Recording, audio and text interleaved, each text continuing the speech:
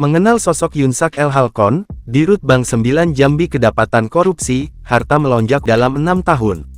Kejaksaan Tinggi Kejati, Jambi menahan Direktur Utama Bank Jambi, Yunsak El Halcon karena diduga melakukan tindak pidana korupsi yang merugikan negara hingga 310 miliar rupiah.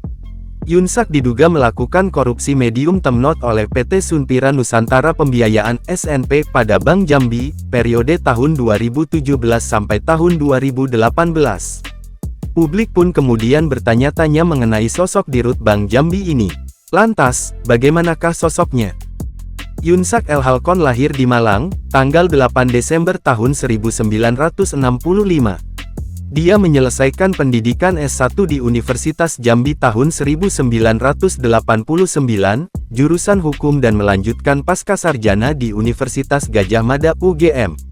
Setelah mengambil gelar S2, Yunsak El Halcon menyabet gelar doktor di Universitas Jambi. El Halcon, biasa teman-teman sejawat memanggilnya, bukanlah wajah baru di Bank Jambi. Sebelum mengemban jabatan Direktur Utama, Dirut PT BPD Jambi, dia dipercaya sebagai Direktur Pemasaran dan Syariah Bank Jambi Kantor Pusat tahun 2016 sampai tahun 2020. Yunsak El Halcon juga pernah memegang jabatan sebagai Kepala Divisi di Unit Kerja Elektronik Banking 2015 dan pimpinan cabang di Kantor Cabang Muara Sabak 2012.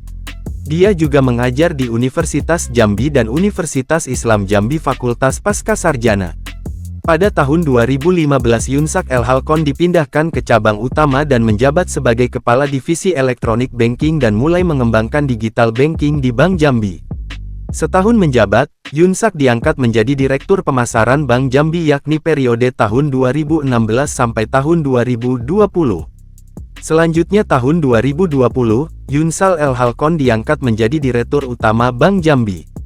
Dikutip dari LHKPN, harta kekayaan Yunsak El Halcon melonjak tajam dalam 6 tahun.